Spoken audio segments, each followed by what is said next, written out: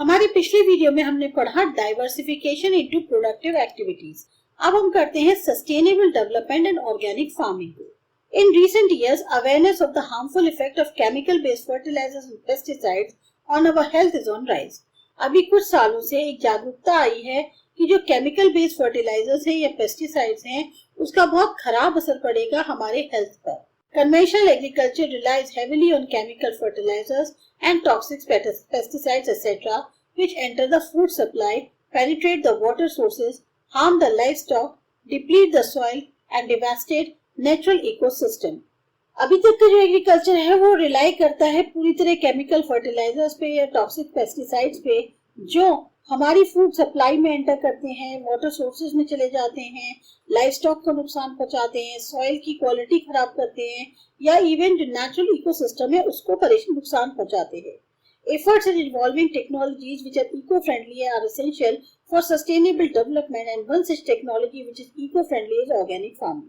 तो अब कोशिश ये करी जा रही है कि ऐसी तकनीक जो है वो निकाली जाए जो इको फ्रेंडली हो ताकि सस्टेनेबल डेवलपमेंट हो सके। और एक ऐसी टेक्नोलॉजी जो इको फ्रेंडली निकली है वो है organic farming. In short, organic agriculture is a whole system of farming that restores, maintains and enhance the ecological balance. कहने का मतलब ये है कि ऑर्गेनिक फार्मिंग अपने आप में एक ऐसा सिस्टम है जो रिस्टोर करता है, मेंटेन करता है और बढ़ाता है इकोलॉजिकल बैलेंस को।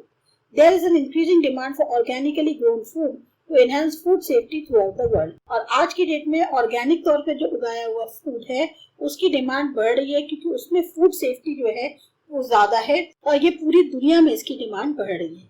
Organic food is growing in popularity across the world. पूरी दुनिया में इसकी पॉपुलैरिटी बढ़ रही है।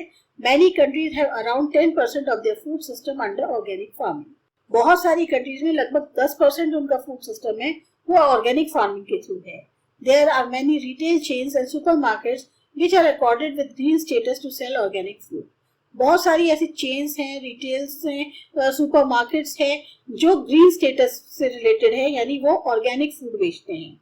उनको जो है ग्रीन स्टेटस का दर्जा प्राप्त है क्योंकि वो ऑर्गेनिक फूड बेच रहे हैं। Moreover, organic food commands higher prices of around 10 to 100% than conventional ones. और ऑर्गेनिक फूड जो है उनकी प्राइसेस बहुत ज्यादा है, लगभग 10 से लेके 100% ज्यादा है जो नॉर्मल एग्रीकल्चर फूड प्रोडक्ट्स होती हैं उनके मुकाबले। Benefits of organic farming. Organic agriculture offers a means to substitute costlier agriculture inputs with locally produced organic inputs that are cheaper and thereby generate good returns on investment. Organic agriculture जो है offer करता है एक ऐसा साधन ताकि जो costly agriculture inputs है जैसे HMIVs है, केमिकल फर्टिलाइजर्स है, पेस्टिसाइड्स हैं, इनके लिए एक ऑल्टरनेटिव है जिसमें लोकली प्रोड्यूस किए जाएंगे ऑर्गेनिक चीजों को और उन इनपुट्स के थ्रू जो सस्ते भी हैं और उसकी वजह से अच्छे रिटर्न्स मिलेंगे इन्वेस्टमेंट पर। Organic agriculture also generates incomes through international exports as the demand for organically grown crops is on rise. Organic agriculture जो है उससे इनकम भी अच्छी होगी क्योंकि इंटरनेशनल एक्सपोर्ट्स के थ्रू, क्योंकि जो ऑर्गेनिकली उगाए गए क्रॉप्स हैं उनकी डिमांड अब ज्यादा हो रही है। Studies across countries have shown that organically grown food have more nutritional value than chemical farming, thus providing us with healthy foods. अब जो स्टडीज हुई हैं ऑल ओवर कंट्रीज उसमें ये पता चला है कि ऑर्गेनिक तरीके से जो उगाया हुआ फूड है उसकी न्यूट्रिशनल वैल्यू कहीं ज्यादा है बजाय केमिकल फार्मिंग के और इसके लिए वो हमें हेल्दी फूड देता है।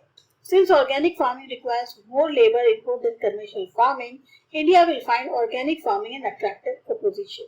अब ऑर्गेनिक फार्मिंग में लेबर ज्यादा चाहिए होती है इस कन्वेंशनल फार्मिंग के मुकाबले, इसलिए इंडिया के लिए ऑर्गेनिक फार्मिंग एक बहुत ही अट्रैक्टिव प्रपोजल है। Finally, the produce is pesticide free and produced in an environmentally sustainable way. जो उत्पादन होगा वो पूरी तरह से पेस्टिसाइड फ्री होगा और बिल्कुल एनवायरमेंटल को बैलेंस तरीके से, सस्टेनेबल तरीके से करते हुए उगाया जाएगा। Organically produced cotton in Maharashtra. In 1995, when Kisan Mehta of Prakriti first suggested that cotton, the biggest user of chemical pesticides, can be grown organically, the then director of Central Institution of Cotton Research, Nagpur, famously remarked, 1995 में जब किसान मेहता जो प्रकृति के थे उन्होंने पहली बार suggest किया कि कॉटन जो कि सबसे ज्यादा इस्तेमाल करता है केमिकल पेस्टिसाइड्स का, उसे ऑर्गेनिकली उगाया जा सकता है। तब उस वक्त के जो डायरेक्टर थे central institute for cotton research Nagpur, उन्होंने कहा, do you want India to go naked? तुम क्या चाहते हो कि इंडिया नेकेड हो जाए? At present as many as 130 farmers have committed 1,200 hectares of land to grow cotton organically on the International Federation of Organic Agriculture Movement Standards। इस समय 130 किसान जो हैं, उन्होंने लगभग 1200 हेक्टेयर जमीन जो है उस पे ऑर्गेनिकली कॉटन को जो है उगा रहे हैं international federation of organic agriculture movement standards के अनुसार। The produce was later tested by the German accredited agency and found it to be of high quality। तो जो प्रोड्यूसर थे, बाद में जब उन्होंने टेस्ट किया, जो कि एक जर्मन एग्रीगेटेड एजेंसी थी, और पाया कि ये बहुत ही हाई क्वालिटी के थे। किसान Mehta feels that about 78% of the Indian farmers are marginal farmers owing about less than 0.8 hectare but accounting for 20% of India's cultivatable land। जो किसान मेहता थे, उन्होंने ये पाया कि लगभग 78% जो हमारे यहाँ के किसान हैं वो मार्जिनल किसान हैं। उनके पास जमीन जो है 0.8 हेक्टेयर से भी कम है, लेकिन उनका योगदान जो है 20% है इंडियन की कल्टिवेबल लैंड पे। Therefore, organic agriculture is more profitable in terms of money and soil conservation in the long run। तो ये जो ऑर्गेनिक एग्रीकल्चर है, ये ज्यादा फायदेमंद होगा। पैसों को अगर हम वो ना अहमियत दें तो ये कहीं ज्यादा फायदेमंद होगा, पैसे के लिए भी और सॉइल कंजर्वेशन के लिए भी आगे चल के लंबे रन में। Popularizing organic farming requires awareness and willingness on the part of the farmers to adapt new technology। अब ऑर्गेनिक फार्मिंग को अगर पॉपुलराइज करना है तो सबसे पहले जागरूकता लानी होगी, एक अंदर से इच्छा लानी होगी किसानों को कि वो नई तकनीक को अपना सकें। Inadequate infrastructure and the problem of marketing the products are the major concerns which need to be addressed apart from an appropriate agriculture policy to promote organic farming। अगर पर्याप्त मात्रा में इंफ्रास्ट्रक्चर नहीं है, प्रॉब्लम है मार्केटिंग करने की इन products को, जो कि सबसे बड़ी चिंता है और इससे डील करना जरूरी है। इसके अलावा अगर इनसे निपट लेते हो, भले ही तुम कोई अच्छी एग्रीकल्चर पॉलिसी बना लो ताकि तुम ऑर्गेनिक फार्मिंग को प्रमोट कर सको, वो चीज सही है, लेकिन पहले ये जो समस्याएं हैं इनसे भी डील करना जरूरी है। It has been observed that the yields from the organic farming are less than modern agriculture farming in the initial years।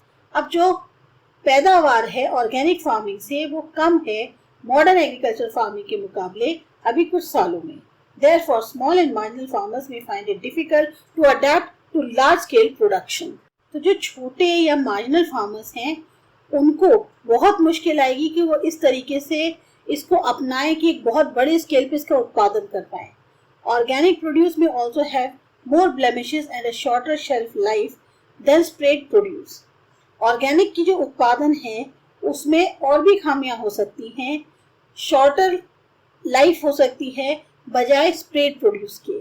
More over, choice in the production off season crops is quite limited in organic farming. जो production है off season crops का, उसके भी choice में काफी सीमाएं हैं organic farming के अंदर।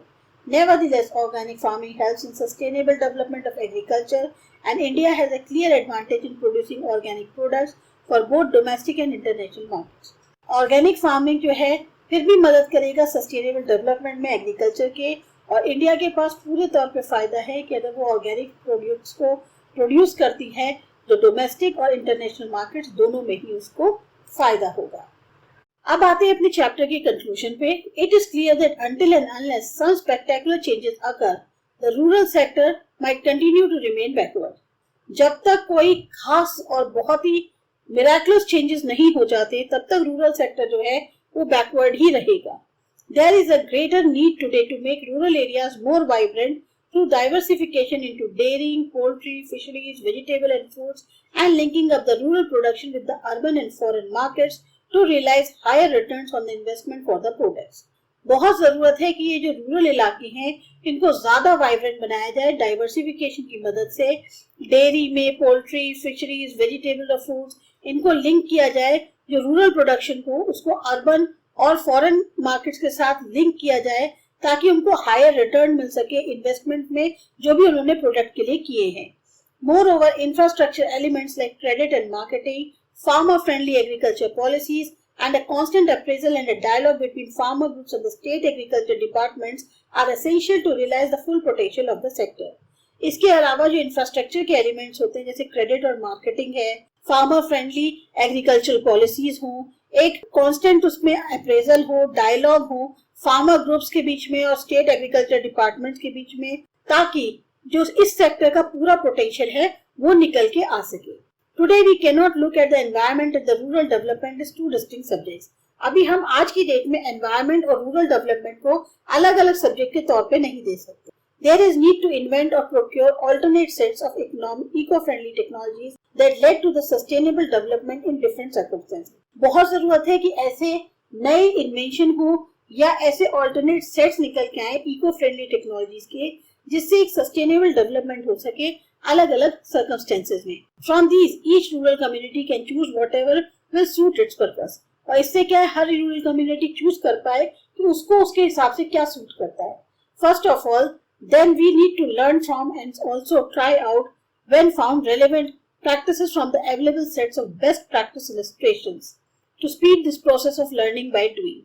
फिर क्या है, सबसे पहले हमें इससे सीखना होगा, ट्राई करना होगा कि जब ये सही होता है तो जो प्रैक्टिसेस हैं, जो अवेलेबल सेट्स हैं, बेस्ट प्रैक्टिस के एग्जाम्पल्स हैं, यानी कि जो सक्सेस स्टोरीज हैं रूरल डेवलपमेंट एक्सपेरिमेंट्स की, जो ऑलरेडी हो चुकी हैं इन्हीं सिमिलर हालात में अलग अलग पार्ट्स में इंडिया के, उससे इस प्रोसेस को जो लर्निंग बाय डूइंग है इसको और ज्यादा बढ़ाया जा सके.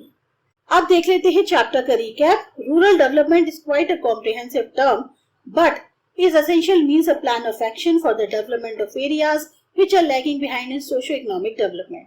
रूरल डेवलपमेंट जो है अपने आप में एक बहुत ही विस्तृत टर्म है, लेकिन इसका मतलब क्या है कि एक ऐसा एक्शन प्लान चाहिए जो उन इलाकों को डेवलप कर सके जो पीछे छूट रहे हैं सोशो इकोनॉमिक डेवलपमेंट में.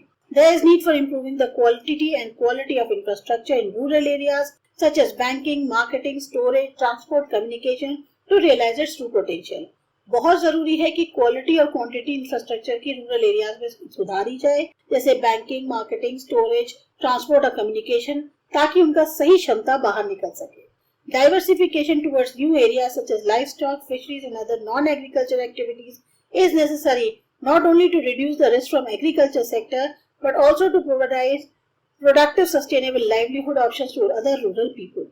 Diversification चाहिए है नए इलाकों की तरफ, जैसे आपका नए जो क्षेत्र हैं, लाइव स्टॉक, फिशरीज या और जो नॉन एग्रीकल्चर एक्टिविटीज हैं, बहुत जरूरी है. इससे क्या होगा, जो रिस्क है एग्रीकल्चर सेक्टर से वो भी कम होगा, साथ ही साथ एक प्रोडक्टिव सस्टेनेबल लाइवलीहुड ऑप्शंस भी जो है रूरल लोगों के लिए खुलेंगे.